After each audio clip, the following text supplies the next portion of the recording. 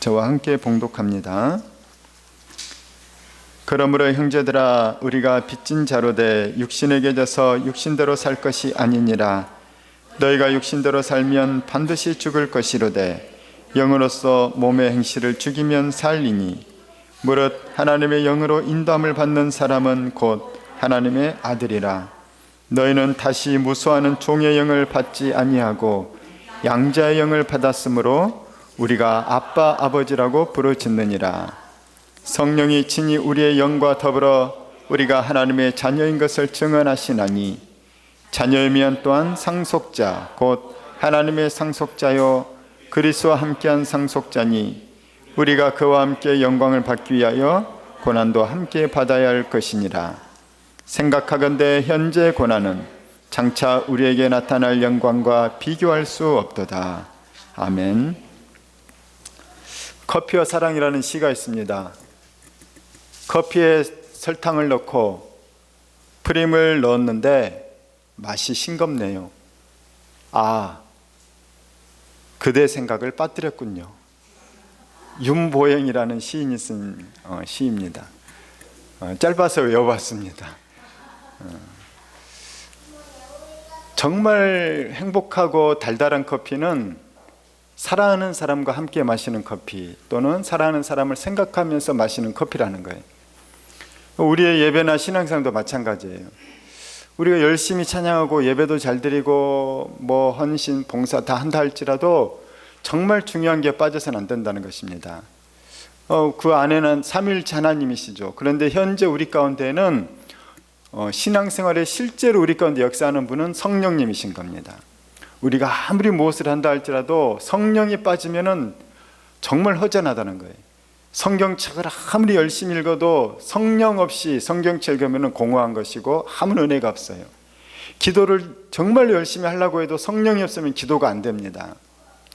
교회 생활도 성령이 없으면 교회 생활에 재미가 없는 거예요. 저는 우리에게 성령이 임하길 축원합니다. 그래서 오늘 성령의 인도하심을 받는 것은 얼마나 중요한 일인가 동시에 행복한 일인지 모른다는 겁니다. 자, 오늘 성령의 인도함을 받을 때 우리가 알아야 될 것이 있는데, 우리가 어떤 상태의 사람이었는지, 이것을 또 지금은 어떻게 되었는지, 이것을 우리 로마서 말씀은 우리에게 알려주고 있습니다. 자, 우리는 누구냐면 우리는 다 빚진 자라는 것입니다. 우리가 무슨 빚을 졌을까요? 우리는 우리의 죄로 인해서 천국에 결코 들어갈 수 없는 자였습니다. 우리의 죄는 누가 이 죄값을 대신 치러줘야만이 죄가 사라지는 것이죠. 조선시대 노예들은 노예 값을 누가 치러주면 그 사람은 그 값을 받고 양반이 그 노예를 종을 풀어주는 거예요. 우리는 죄와 사망의 노예였다는 거예요. 죄와 사망의 노예였던 우리를 예수님께서 십자가에 흘리신 그 피로써 희생의 제물에 보혈로서 우리를 풀어주신 거예요. 그래서 죄와 사망의 노예들은 지옥에 갈 수밖에 없지만 풀린 우리는 자유롭게 돼서 하나님의 나라로 들어가게 되고 구원을 받게 됐다는 겁니다. 저는 우리가 내가 원래 어떤 자였고 현재 누구라는 사실을 알기 바랍니다. 이럴 때 우리에게 신앙의 기본이 생기고 뭘 감사할지가 나오게 되고 신앙생활을 어떻게 해야 될지가 나온다는 거예요. 나는 빚진 자라는 거예요. 대학생 선교단체 가운데 빚진 자 선교회라는 곳이 있어요. 정말 뜨겁게 하고 선교도 많이 하는 곳이에요. 나는 누구냐? 빚진 자라는 거예요. 나는 빚진 자. 빚진 자가 무슨 할 말이 있어요? 빚진 자가 내가 봉사 남보다 열심히 했다고 뭐가 억울합니까? 갚을 수 없는 빚진 자, 1만 달란트 빚진 자가 누구 용서하는 것이 뭐가 어렵냐는 거예요. 그런데 빚진 자의 심정이 있지 않고 빚쟁이의 마음으로 교회 오는 사람이 많다는 거예요. 내가 교회 와줬으니까 이 정도는 해줘야지. 응? 교회가 왜 이것도 안 해줘? 하나님께도 그래요. 내가 기도해 줬는데 하나님이 들어주지 않았다는 거예요. 응? 내가 교회 봉사해 줬는데, 헌금해 줬는데 하나님 이것도 안 해줬다는 거예요. 내가 드린 건 눈곱만도 안 되는 것입니다. 세 발의 피도 안 되는 것이죠. 그래 놓고 나서 내가 빚 받으려고 교회에 오는 그런 마음을 가진 사람들은 교회 안에서 본인도 시험에 들고 다른 사람도 시험에 드는 거예요. 마귀가 정말로 시험에 들게 하기 좋은 사람이라는 거예요. 우리가 다시 성경의 관점으로 나를 바라보길 축원합니다. 나는 누구냐? 빚진 자인 거예요.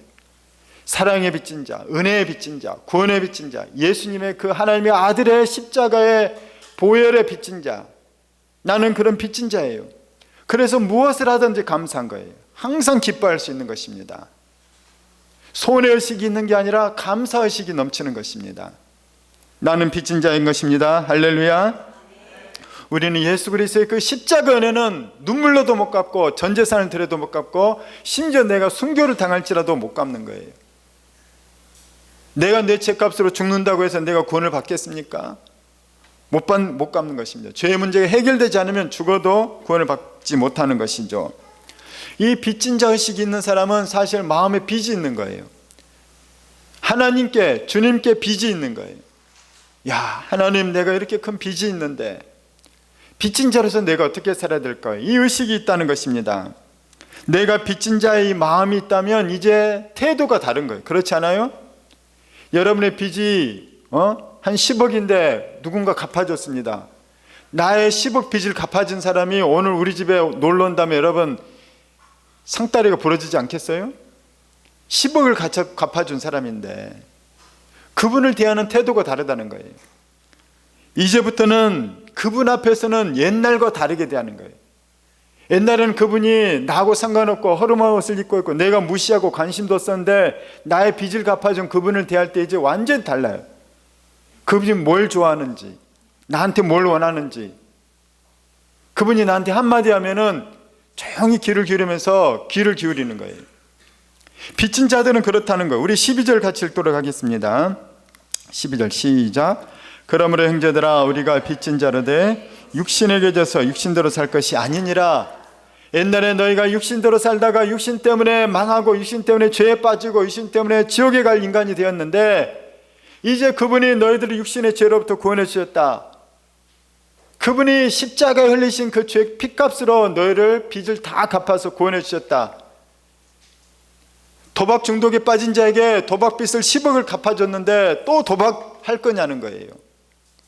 내 빚을 갚아준 그분이 와서 뭐라고 얘기하냐면 이제 도박하지 않을 거지? 그럼 뭐라고 대답해야 돼요? 당연하죠. 안 하죠. 오늘 이 말씀이 그거예요.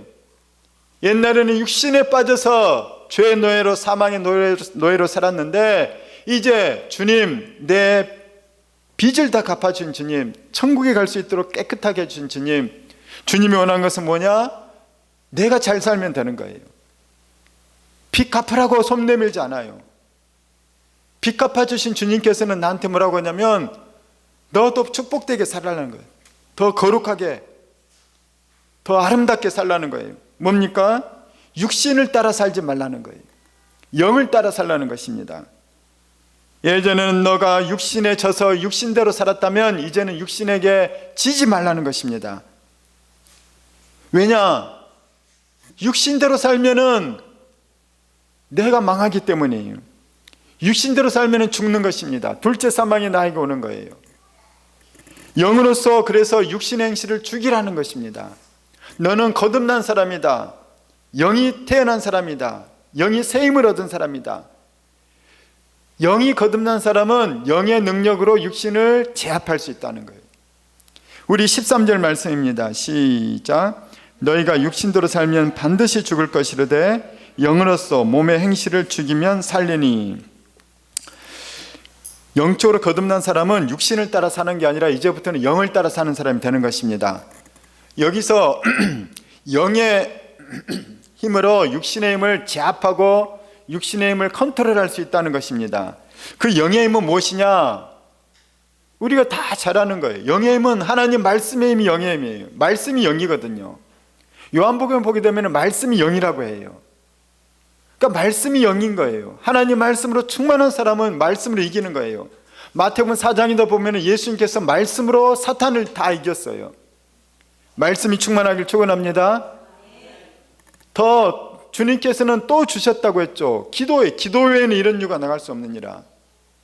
더 강력한 기도로 성령의 충만함을 받아서 성령의 권능과 능력으로 이겨내는 거예요. 그래서 영을 따르는 게 아니라 육신을 따르는 게 아니라 영을 따르는 사람은 말씀의 능력으로도 이기고 성령의 능력으로 이기는 것입니다. 그러니까 말씀의 힘, 기도의 힘이라는 것이죠. 근데 여기에서 빼먹지 말아야 될 것이 뭐냐면은 말씀의 힘이 있는 사람이 있고 말씀의 힘이 없는 사람이 있어요. 또는 기도의 힘이 강한 사람이 있고 기도의 힘이 약한 사람이 있다는 거예요. 어떤 차이가 있냐면은 믿음의 차이인 거예요. 믿음의 차이. 예수님의 제자들이 그 변화산 아래에서 귀신 들린 아이를 못 고치고 있었어요. 예수님께서 가셨더니 고친 거예요. 왜냐? 믿음이거든요. 근데 기도의 힘이거든요. 제자들도 기도를 했어요. 근데 제자들의 예수님 뭐라고 하냐면 겨자씨만한 믿음도 없다는 거예요. 너희들의 겨자씨만한 믿음만 있어도 고치고 산으로 옮긴다는 것입니다. 우리는 믿음으로 말씀 보고 믿음으로 기도하기를 축원합니다. 그래서 믿음이 너무너무 중요한 거예요.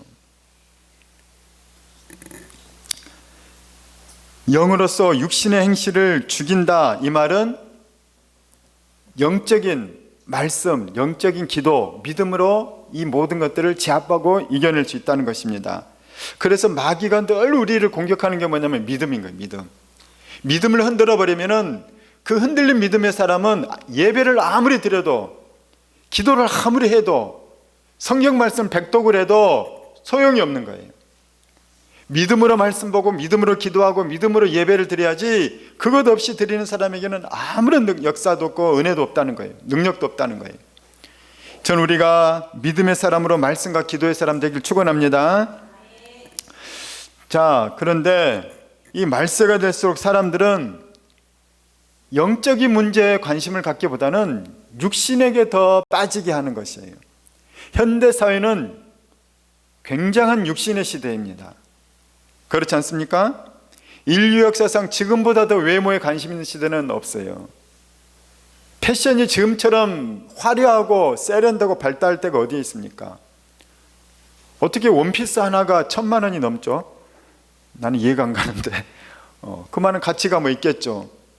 핸드백이 어떻게 1억 2억 그렇다고 하더라고요. 에르메스인가? 차를 사지 않겠어요? 차라리 성형이나 운동이나 다이어트나 굉장한 시장입니다. 사람들이 아낌없이 돈을 쓰고 있어요.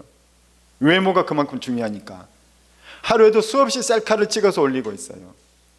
우리 애기들, 어린애들도 우리 이수영만 가봐도 인생 네컷 사진관이 몇 개나 있어요. 여러분 찍습니까? 찍어도 돼요. 사람들은 외모, 보이는 것, 이것을 계속해서 자기를 전시하고 보고 있고 품평하고 그러는 시대라는 거예요. 물론 건강을 위해서나 사회생활을 위해서 어느 정도 에티켓을 갖출 정도는 자기를 가꿔야 되고 꾸며야 됩니다. 그것은 당연한 것이죠. 그런데 문제는 너무 지나친 것이 문제라는 거예요. 너무 과도한 것이. 안타까운 것은 외모에 대한 관심에 비해서 내면에 대한 관심이 점차 줄어가고 있다는 것입니다. 나 자신을 성찰하는 능력이 점점 줄어가고 있어요. 남의 잘못에 대해서는 굉장히 지적을 잘하는데 나 자신을 성찰하는 능력을 상실해 가고 있어요. 그래서 나는 너무 억울한 사람들이 많아요. 나만 억울한 거예요. 내 잘못이 보이는 게 아니라 상대방이 잘못이 보이기 때문에 나는 억울한 사람인 거예요. 현대인들이 왜 그렇게 분노가 많냐? 왜 그렇게 피해의식이 많냐? 왜 그렇게 묻지마 폭력이 많냐? 나를 보지 못하기 때문인 거예요. 사람들은 책을 안 읽어요. 즉흥적이 되어가고 있습니다. 즉흥적이 되어가고 있고 남 탓을 더 많이 하는 시대가 되어가고 있어요. 사람들은 자기 이익에는 너무너무 민감하지만 대의를 위해서는 뭔가 희생하는 것이 점점 줄어가고 있어요. 자기 이익에는 이만큼도 손해보지 않는 시대죠. 그런데 문제는 그런 외면적이고 즉흥적이고 자기 이익에 민감한 이것이 교회 안에 들어오고 있다는 거예요.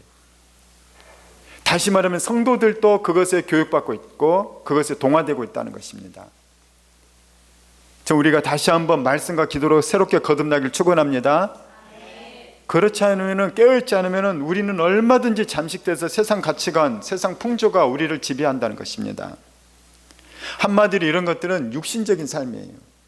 내 욕망, 내 자랑, 내 이익, 이런 것들만 따지는 삶은 육신적인 삶이라는 거예요. 성경 뭐라고 하냐? 육신대로 살면 육신을 따라 죽는다는 거예요. 그러나 영을 따라 살면 살아난다는 것입니다. 육신을 따라 살면 왜 죽느냐? 영이 죽기 때문이에요. 실제로 영은 죽지 않지만 죽는 거나 마찬가지로 아무리 힘을 못 쓰기 때문에 죽는다는 거예요.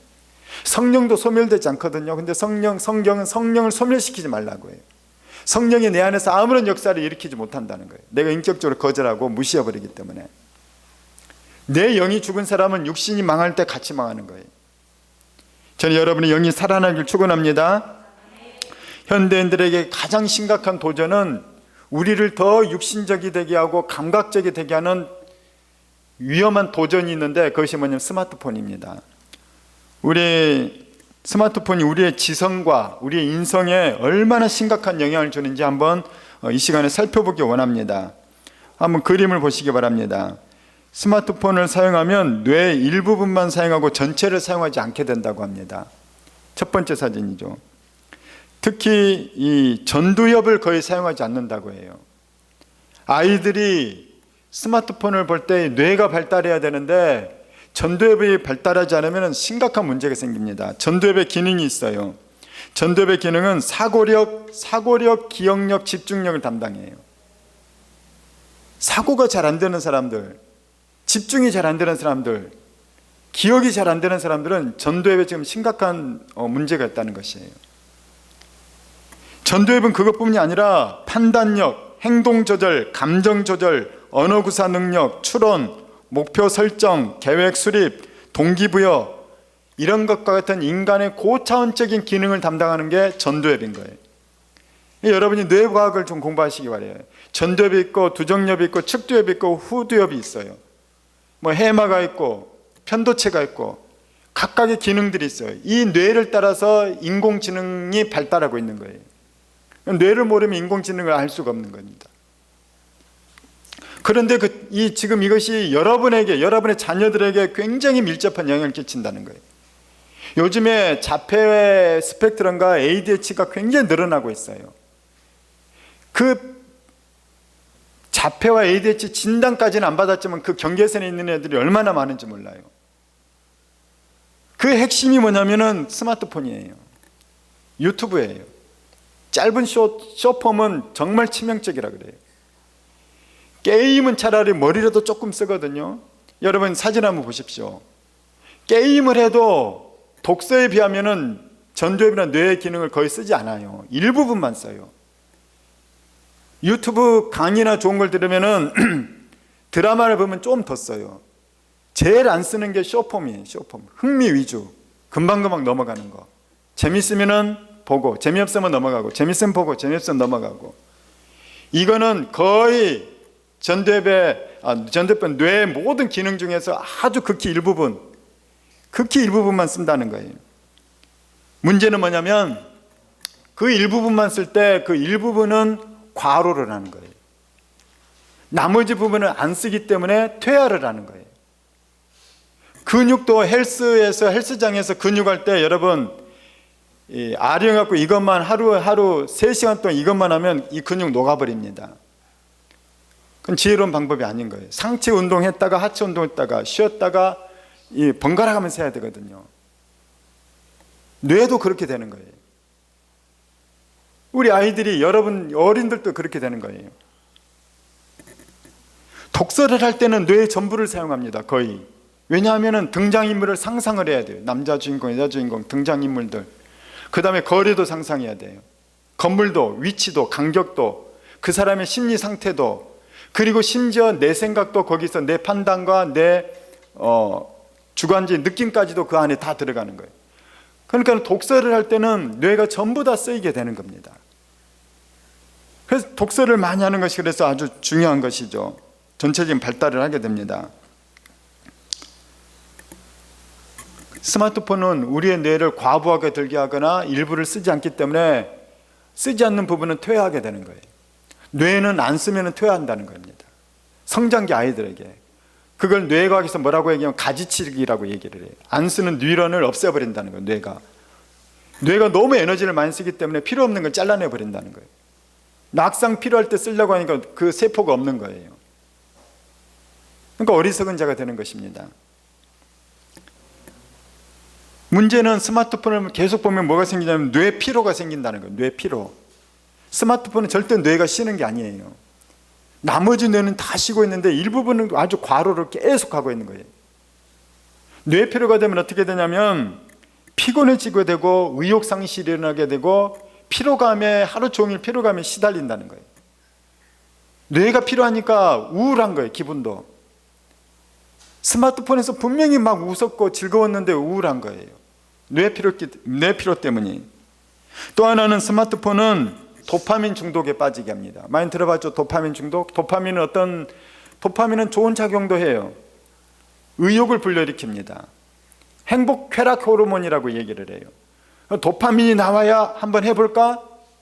도파민이 나오면 운동도, 일도, 일 중독에 빠진 사람도 도파민 때문인 거예요. 뭔가 의욕, 동기부여를 일으키는 게 도파민입니다. 그리고 성취감, 뿌듯하게 어떤 작품을 끝내고 놓고 나서 뿌듯한 느낌, 그게 도파민인 거예요. 그런데 게임을 할 때도 도파민이 나오고 핸드폰 볼 때도 도파민이 나옵니다. 문제는 뭐냐면은 우리가 공부를 열심히 하거나 운동을 열심히 해서 나오는 도파민은 건강한 좋은 도파민이에요. 그거는 자기 발전이 일어나게 합니다. 그런데 스마트폰은 아무런 노력을 안 했는데 보면 도파민이 나온 거예요. 일정량이. 그러니까는 노력하지 않고 도파민 나오는 것을 뇌는 따라간다는 거예요. 운동하지 않고 스마트폰 보면서 도파민 나오게 하는 거예요. 독서하지 않고, 독서는 힘들거든요. 독서하지 않고 스마트폰 보면 도파민이 나오니까 옆에 책이 아무리 쌓여 있어도 책을 안 보고 스마트폰 보는 거예요. 이게 도파민 중독이 되게 해요. 도파민 중독이 되면 뭐가 문제냐? 일상의 흥미를 잃어버려요. 재밌는 게 없어요. 내가 유튜브에서 봤던 것보다 더 재밌는 걸 봐야 돼요. 포르노 중독도 마찬가지예요. 포르노 중독에 빠지면은 그것보다 더 자극적인 것이 있어야 내가 행복감을 느끼는 거예요. 그렇기 때문에 이 도파민이라는 것이 우리가 잘 이용을 해야 되는데 이것에 중독되고 이것에 끌려다니게 되면 인간들이 결국 뭐가 되냐면 학자들이 뭐라고 심지어 표현하냐면 파충류의 뇌가 된다는 거예요. 사람들이.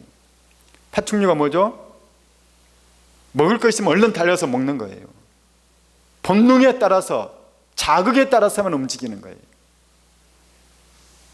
재밌으면 가고 재미없으면 안 가고, 앞에 있으면 턱 물고 없으면 안 나가고, 기분 좋으면 웃고 기분 나쁘면 때리고, 이게 파충류 같은 뇌가 된다는 거예요. 전두엽 기능을 거의 상실하는 본능에만 따라 살아가는 그런 뇌. 이것이 뭐냐? 오늘 성경에 나오는 육신을 따르는 삶인 거예요. 현대사회의 가장 큰 도전은 스마트폰이에요. 유튜브예요. 여러분 이것을 반드시 알길 바랍니다. 심지어 여러분에게 스마트폰은 수면 장애를 일으킵니다. 밤에 자기 전에 스마트폰 대부분 볼 거예요. 뗄 수가 없죠. 옆에 알고리즘 때문에 또 볼 게 또 나오거든요. 수면 장애를 왜 생기냐? 뇌가 스마트폰 보면 자극적인 것에 각성이 생겨서 뇌가 각성되어 있는 상태이기 때문에 잠을 못 자는 거예요. 스마트폰은 꺼도 잠이 안 오는 겁니다. 어떤 사람은 스마트폰을 봐야 잠이 온다는 사람이 있어요. 그런 경우는 어떤 경우냐면 뇌 피로가 극도로 쌓여서 견디다 못해 쓰러져 자는 거예요.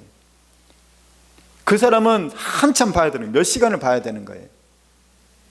그러니까 늦게까지 새벽까지 볼 수밖에 없죠. 스마트폰 봐야 잠을 자는 사람은. 너무 어리석은 거예요. 차라리 책을 보시길 바랍니다. 책을 보면 훨씬 잠이 빨리 옵니다. 그렇기 때문에 다음날 수면부족에 빠지게 됩니다. 그런데 수면부족이 얼마나 여러분의 해로운지 아십니까? 수면하는 동안에 잠에 크게 세 가지 잠이 있어요. 가장 깊은 숙면을 취하는 잠을 잘 때 뇌에 낮에 쌓였던 뇌 피로 물질이 그때 빠져나간다고 해요. 가장 깊은 숙면을 취할 때. 꿈꾸는 잠은 깊은 잠이 아니에요.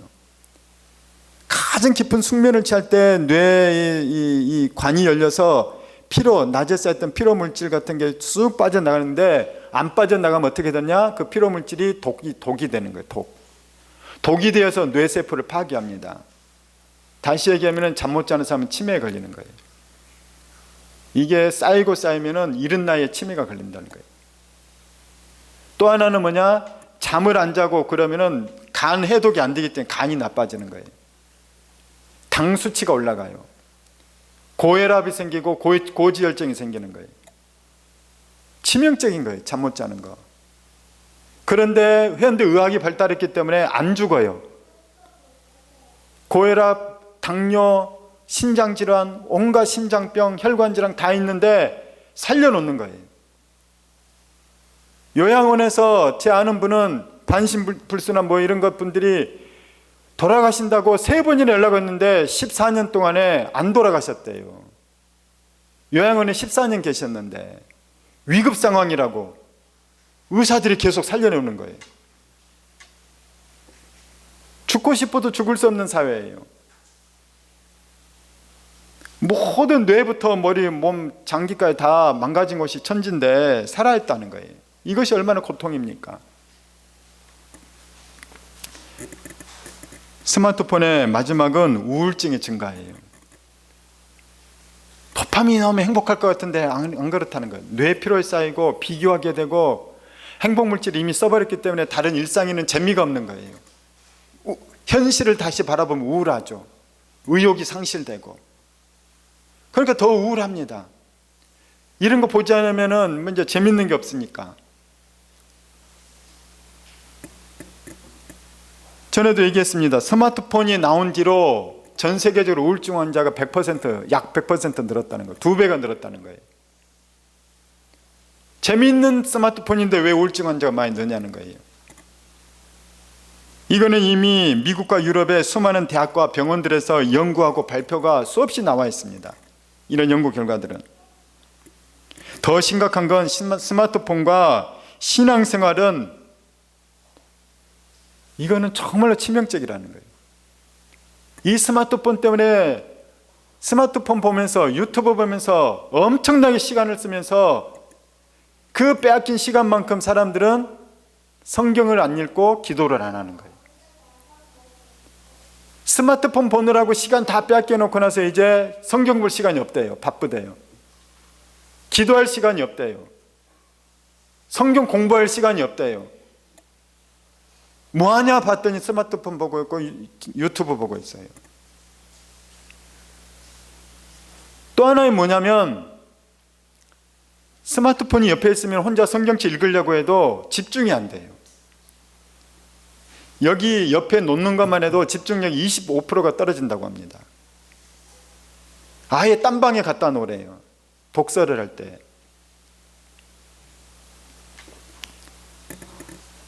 성경을 안 읽게 되니까 말씀이 없어요. 성경 읽어도 때우기식으로 읽으니까 깊이 못 들어가요. 묵상을 못 해요. 기도도 마찬가지예요. 기도가 짧아졌어요. 몰입하는 기도를 못 한다는 거예요. 긴 기도도 못하고 깊이 있는 기도도 못하는 거예요. 스마트폰이 모든 주의 집중력을 뺏어가고 본능의 사람으로 만들기 때문에.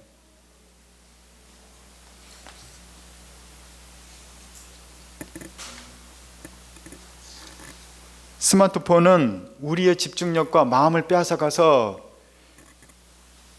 송이꿀보다도 더 달콤한 하나님 말씀이 사모가 되는 게 아니라 스마트폰의 그 쾌락이 더 끌리게 된다는 거예요.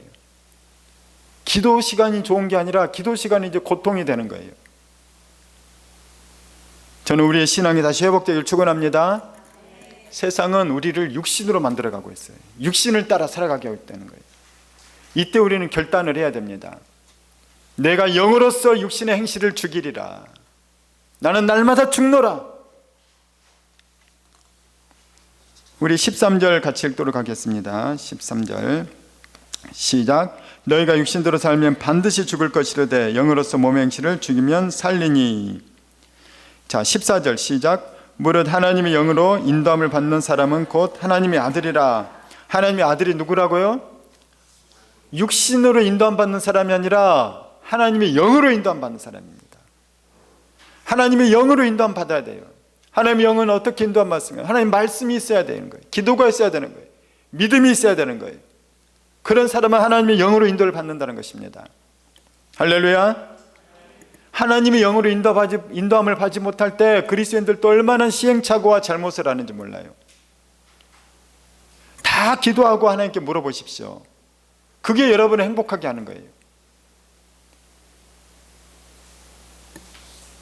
하나님께 묻지 않고 당연히 그게 맞겠지 하고 했다가 요즘에 자녀 문제 때문에 저희가 얼마나 힘들어하고 있는지 아시지 않습니까?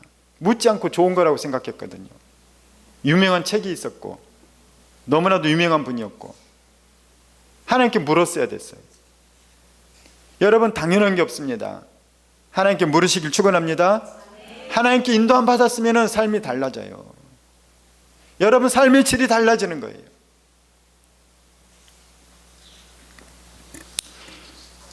하나님께서는 우리를 힘들게 하고 귀찮게 하려고 영으로 살아라, 나의 인도함을 받아라, 그렇지 않는다는 것입니다.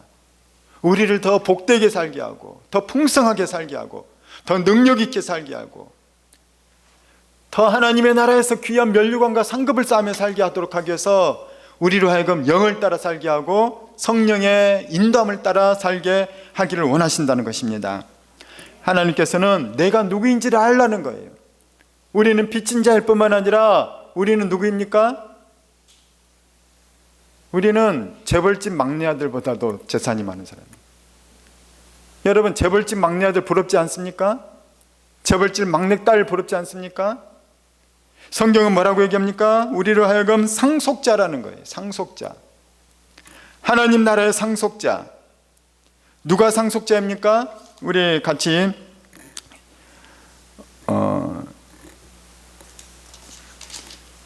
15절을 같이 읽겠습니다. 15절부터 17절까지 시작. 너희는 다시 무수하는 종의 영을 받지 아니하고 양자의 영을 받았으므로 우리가 아빠 아버지라고 부르짖느니라. 성령이 친히 우리의 영과 더불어 우리가 하나님의 자녀인 것을 증언하시나니 자녀이면 또한 상속자 곧 하나님의 상속자요 그리스도와 함께한 상속자니 우리가 그와 함께 영광을 받기 위하여 고난도 함께 받아야 할 것이니라. 성경은 내가 누군지를 알라고 할 때 첫 번째, 너는 하나님의 자녀라는 거예요. 하나님의 자녀인데 로마서는 좀 아주 객관적이고 냉정하게 알려주고 있어요. 그냥 하나님의 자녀하면 참 은혜스러울 텐데 사실은 너 양자야. 친아들 아니야. 너 입적시킨 거야. 하나님께서 인간을 지으셨을 때 하나님의 형상과 모양으로 지었지만 그 당시 하나님의 아들이 아니에요. 그냥 하나님의 형상과 모양일 뿐이에요. 그런데 하나님께서 구원하셨을 때 그들을 향해 뭐라고 부르냐면 내 자녀라고 얘기를 합니다. 하나님의 백성이 됐을 때 그때서야 내 자녀라고 얘기를 하는 거예요. 물론 하나님의 형상과 모양이기 때문에 그냥 광범위하게는 자녀라고 표현할 수가 있습니다. 광범위하게는. 그런데 실제적인 자녀는 구원받았을 때예요. 구약에서 이스라엘 사람들도 구원받았을 때 아버지라고 부르고 신약에서도 우리가 예수 믿고 구원받았을 때 진짜 아버지라고 하는 거예요. 오늘 뭐라고 얘기하냐면 양자라는 것입니다. 양자. 친아들은 예수님인 거예요. 예수님은 하나님과 동등된 신이죠. 하나님입니다. 그런데 우리는 피조물에 불과해요. 친아들이 될 수가 없습니다. 그래서 우리는 양자로 받아들인 것입니다. 저 하나님의 나라에서는 그런데 차별이 없다는 거예요. 얼마나 차별이 없냐면은 17절은 놀랍습니다. 자녀이면 또한 상속자 곧 하나님의 상속자요 그리스도와 함께한 상속자라는 거예요. 그리스도와 함께한 상속자라는 것을 영어 성경을 보면은 공동 상속자라고 얘기를 합니다. 공동 상속자. 물론 하나님 나라에서는 어떤 좀 급이 있고 레벨이 있고 어떤 거처가 다르고 이런 것은 있어요. 그런데 하나님 나라 전체의 그 나라의 백성으로서 자녀로서의 상속자 이런 것이 광범위한 상속자인 것이죠. 또 구체적인 것은 분명히 상급과 면류 간의 차이는 있습니다. 우리는 하나님 나라의 상속자인 것이죠. 왜 상속자가 되었느냐? 내가 예수님 영접했기 때문에. 우리 요한복음 1장 12절 시작. 영접하는 자 곧 그 이름을 믿는 자들에게는 하나님의 자녀가 되는 권세를 주셨으니, 예수를 믿을 때 하나님의 자녀됨의 권세가 있다는 것입니다. 우리는 하나님의 상속자인 것을 잊지 않길 축원합니다. 내가 빚진 자요, 내가 하나님의 자녀, 하나님의 자녀로서 하나님 나라의 상속자다. 그런 것이 있을 때는 우리는 세상 가운데서 겉으로 보이는 것 때문에 내가 기죽지 않아요. 내가 입는 옷 때문에 내가 주눅들지 않는 것이고, 내가 차는 차 때문에 기죽지 않는다는 거예요. 그것이 없기 때문에 눌리는 것입니다. 그것이 없기 때문에 자꾸 육신을 따라 살려고 해요. 그래서 뭐 좀 갖추면 으쓱하고 교만해지고, 없으면 한없이 낮아지고 열등해지고 우울해지고, 이것은 육신을 따라 사는 것입니다. 그리스도인은 있든 없든 당당한 것이에요. 그리스도인은 있든 없든 희망이 있는 사람들입니다. 그리스도인은 세상에서 누가 알아주든 알아주지 않든 영광스러운 사람이라는 거예요. 하나님의 자녀이기 때문이에요. 할렐루야. 하나님 나라의 상속자이기 때문인 것입니다. 뭐가 부족합니까?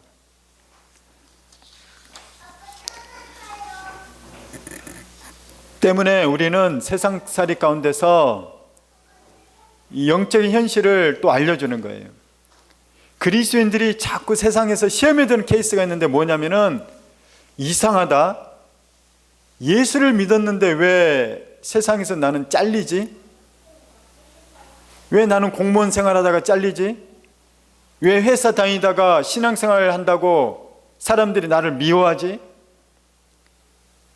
말세 때에는 왜 예수 믿는 것 때문에, 여러분 지금은 없지만 말세가 가까울수록 그리스도인들이 핍박이 있을 거예요. 박해가 있을 거예요. 불이익이 있을 겁니다. 그때 사람들이 의아해한다는 거예요. 왜 예수 믿는데 나는 손해를 볼까? 왜 예수 믿는데 나는 억울한 일을 당할까? 그럴 때 너희들이 그것 때문에 시험에 들지 말라는 것입니다.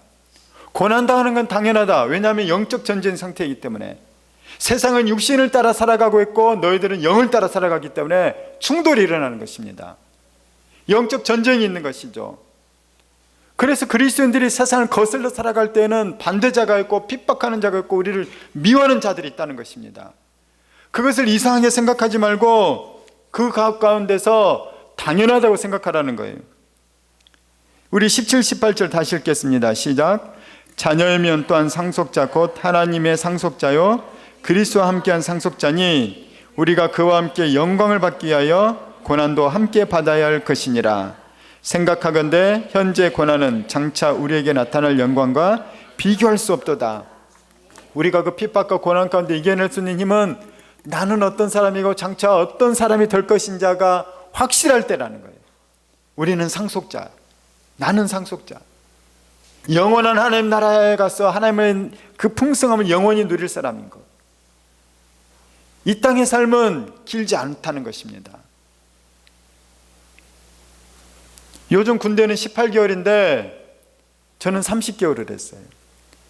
근데 저는 알고 보면 굉장히 저는 자유로운 사람이에요. 틀에 매이는 거 사실 별로 좋아하지 않아요. 저는 군대 생활이 너무 싫었어요.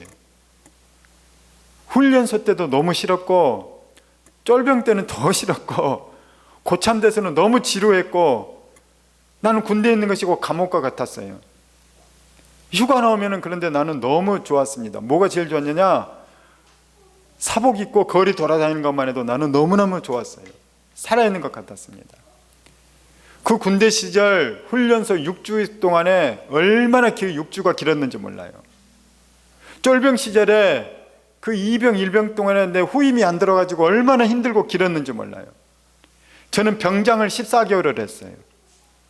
병장 동안에 얼마나 시간이 안 갔는지 하루하루 달력 보는데 달력 보면 시간 안 달아서 일부러 달력 안 봤는데도 안 가더라고요.